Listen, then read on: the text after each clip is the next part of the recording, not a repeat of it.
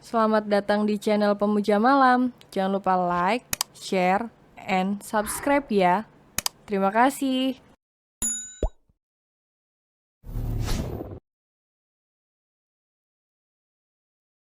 Chapter 25. Mau mengajakku seperti malam tadi. Arfian kesal, dia menghentakkan kakinya dan pergi begitu saja dari kamar Arega. Tahu jika suaminya merajuk, Aluna berniat akan menghampirinya. Namun, saat dia berpamitan pada bocah menggemaskannya itu, dia justru merengek. Sebentar aja ya, kasihan om baru pulang. Bujuk Aluna. Hendaa, legana kecepian, rengek Arega. Sebentar aja, ya, bujuk kembali Aluna. Arega melepaskan tangannya yang mencengkeram rok Aluna. Bocah menggemaskan itu pun menaiki ranjang dan masuk ke dalam selimut. Bukan hanya Arfian, Arega pun turut merajuk. Aluna menjadi pusing, mana dulu yang harus dia dahulukan. Akhirnya, keputusannya pun jatuh pada Arfian. Dia akan membujuk Arfian lebih dulu dan membiarkan pria itu mandi. Setelah itu, Aluna akan kembali membujuk Arega. Aunty tinggal sebentar ya, sebentar aja, seru Aluna dan bergegas pergi. Meninggalkan Arega yang tantrum di atas ranjang dengan menghentakkan tubuhnya. Cayangku sudah ndak cayang lega lagi hiks, om juga.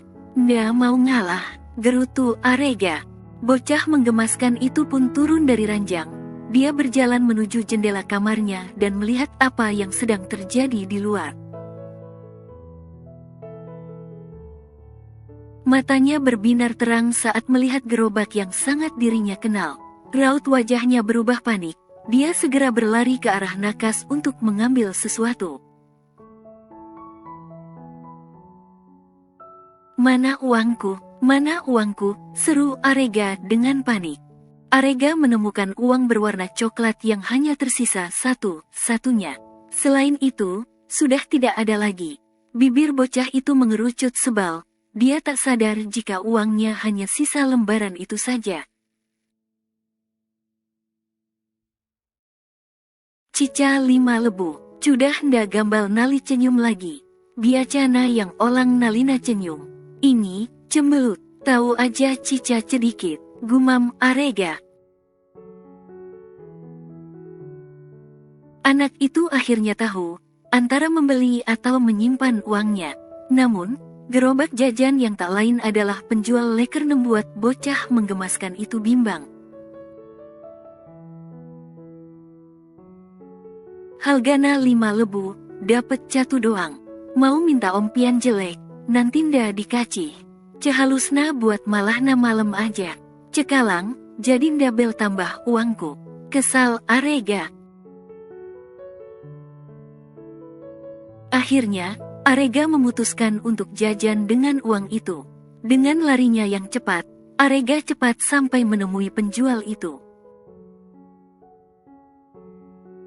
Namun sayangnya, sudah banyak pembeli yang sedang mengantri. Terpaksa, Arega turut mengantri dengan tubuhnya yang sangat kecil dibanding para remaja yang sedang mengantri itu.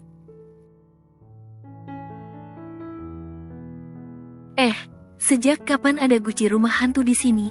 Celetuk seorang pemuda yang mana membuat Arega melirik sinis padanya. Hi, klocet jemulan, ndak kopan kalai mulut naa, teriak Arega yang mana membuat tatapan remaja itu terlihat terkejut. Beda ya, rumahnya di mana dek? Tanya seorang remaja cantik sembari sedikit merundukkan tubuhnya. Di kolong meja Kalivel, celetuk yang lain. Arega membulatkan matanya, wajahnya memerah menahan kesal. Dia menatap tajam ke arah remaja laki yang sedang menertawainya. Karena kasihan dengan Arega yang terus diledek, akhirnya penjual leker itu pun mendahulukan bocah menggemaskan itu.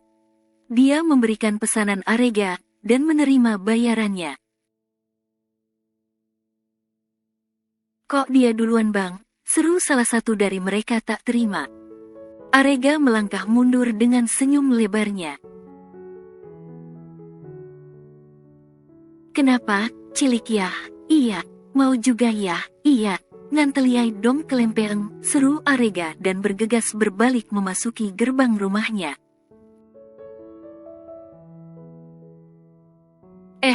Dia bilang apa tadi, krempeng? Aku, pekik pemuda yang tadi memancing kekesalan Arega. Arega berlari memasuki rumahnya, senyum mengembang terus menyertai bibirnya. Dia segera duduk di teras rumahnya dan mengeluarkan lekernya. Dengan lahap, bocah menggemaskan itu memakannya, sembari menikmati semilir angin sore yang menyejukkan. "Tadi apa dia bilang? Lontong? Apa itu, Lotika?" Malam hari, Aluna menemani Arega tidur. Bocah menggemaskan itu belum juga memejamkan matanya. Dia masih memainkan tangan Aluna yang berada di perutnya. Bedanya Arfian dengan Arega, lebih mudah membujuk Arega daripada Arfian. Jika Arfian sulit dibujuk, Arega sangat mudah. Hanya dengan memberinya jajan dan juga botol susu, pria kecil itu sudah luluh. "Onti, maca lega dibilang milip lontong kama kakak cekolah." "Aduh Arega." "Oh ya, kapan?" tanya Aluna. "Dibilang na lontong gitu." "Aduh Arega." Aluna membulatkan matanya. Dia tak menyangka dengan apa yang dirinya dengar. Namun, melihat Arega, Aluna pun menyadarinya. Bentuk lontong gembul dan berisi. Sama seperti Arega, di semua sisi tubuhnya berisikan banyak lemak. Ingin sekali Aluna tertawa, tetapi dia langsung menahannya. "Sudah, biarkan saja. Dia hanya iri dengan Arega yang gemuk. Mungkin dia kurus," ujar Aluna. "Leganda gemuk ya?" seru Arega tak terima. "Lah, kan emang, lihat nih perutnya," unjuk Aluna pada perut Arega. Arega memegang perutnya. Dia baru saja menghabiskan sebotol susu dan juga sepiring nasi. Belum lagi berbagai cemilan yang belum lama memasuki perutnya. "Ini namanya lemak, bukan gendut," cicit Arega. Aluna terkekeh pelan. Dia menepuk pelan bahu Arega berharap bocah menggemaskan itu tertidur. Tak lama, Arega pun tertidur. Bergegas, Aluna meninggalkan kamarnya dan menghampiri Arfian yang sedang berada di ruang kerjanya. Tanpa izin, Aluna langsung masuk begitu saja.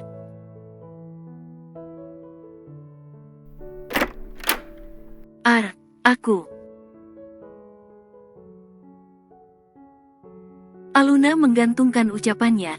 Dia melihat Arfian yang sedang melakukan meeting online bersama para karyawannya. Melihat itu, Aluna tersenyum salah tingkah. Dia berniat akan keluar dari ruangan itu. Namun, Arfian justru menggerakkan tangannya dan meminta Aluna untuk mendekat. Dengan ragu, Aluna berjalan mendekati Arfian. Setibanya di samping suaminya itu, pria tersebut menggeser laptopnya dan menarik tangan Aluna hingga jatuh ke atas pangkuannya. "Kenapa tanya Arfian dengan sorot matanya yang lembut. "Maaf, aku pikir tadi kamu sedang membaca buku," lirih Aluna. "Apa kamu mau mengajakku seperti malam tadi?" tanya Arfian dengan menaik turunkan alisnya. Pipi Aluna bersemu merah, bahkan telinganya pun memanas.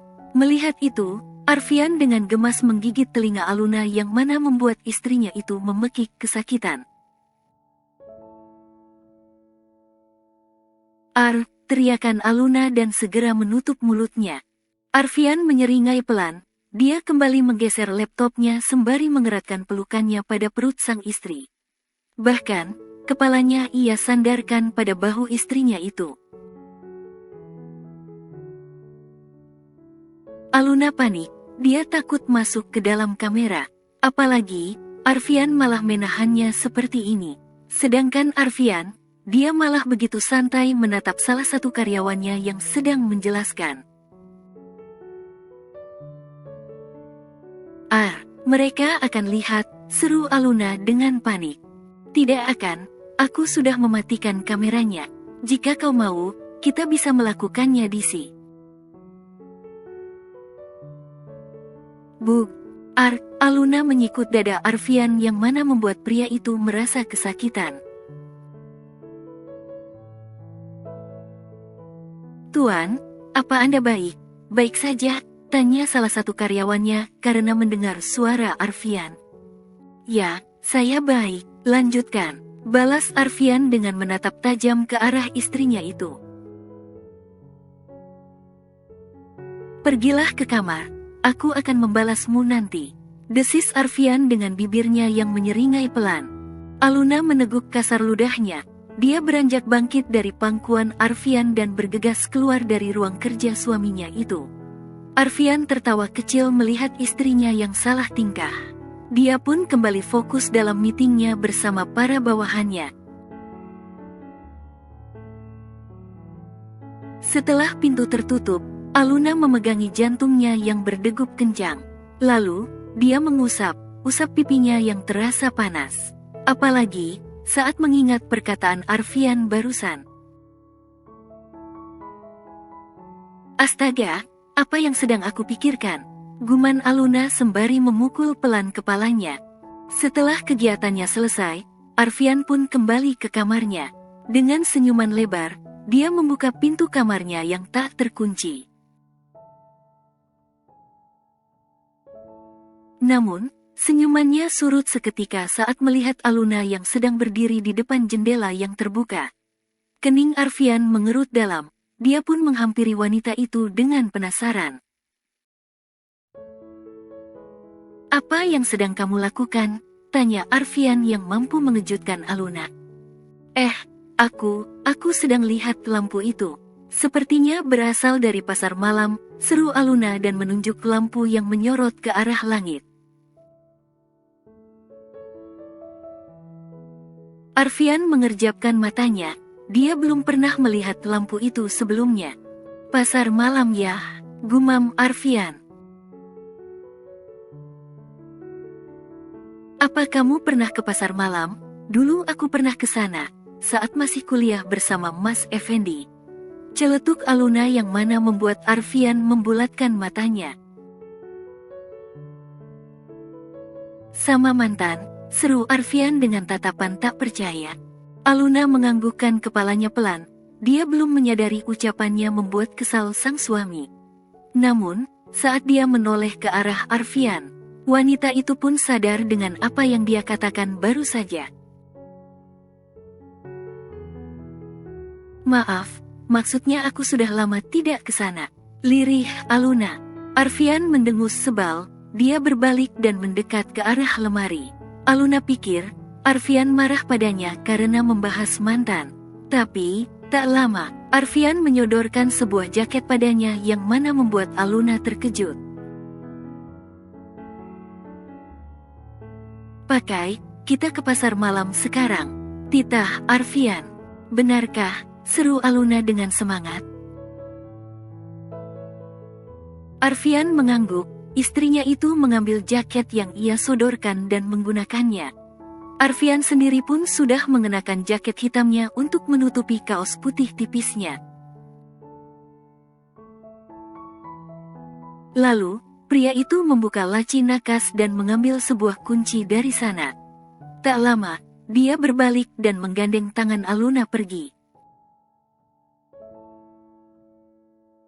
Sebentar ya, ujar Arfian setibanya mereka di teras. Aluna mengangguk, senyumannya tidak juga luntur. Aluna tak sabar pergi ke pasar malam dan menikmati permainan yang ada di sana. Tak lama, Arfian kembali. Namun, pria itu justru mendorong sebuah motor sport dari dalam garasi. Kening Aluna mengerut dalam, baru kali ini dia melihat motor itu.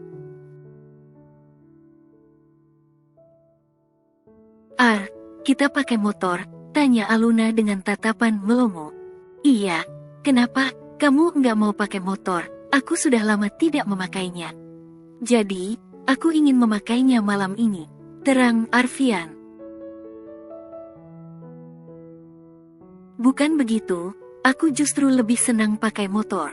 Ayo, Arfian tersenyum. Dia menaiki motornya dan menyalakannya. Pria itu pun membantu sang istri untuk naik dan menjaganya. Seorang bodyguard datang dan memberikan sebuah helm wanita pada Aluna. Sebelum memakainya, Aluna menatap helm itu dengan tatapan yang sulit diartikan.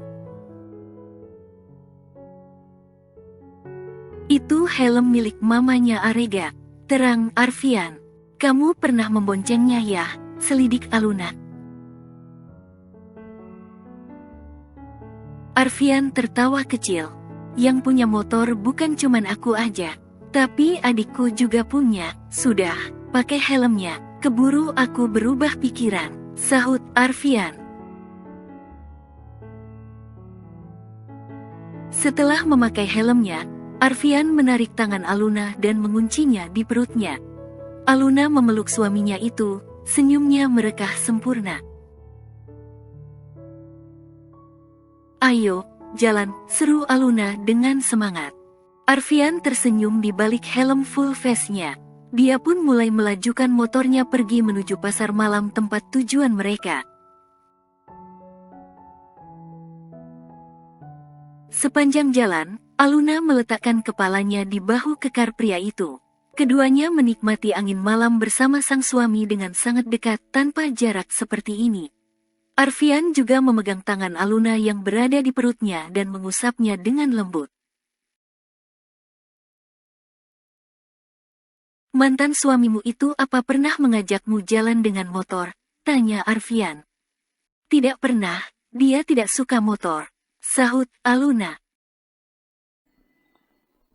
Bersambung.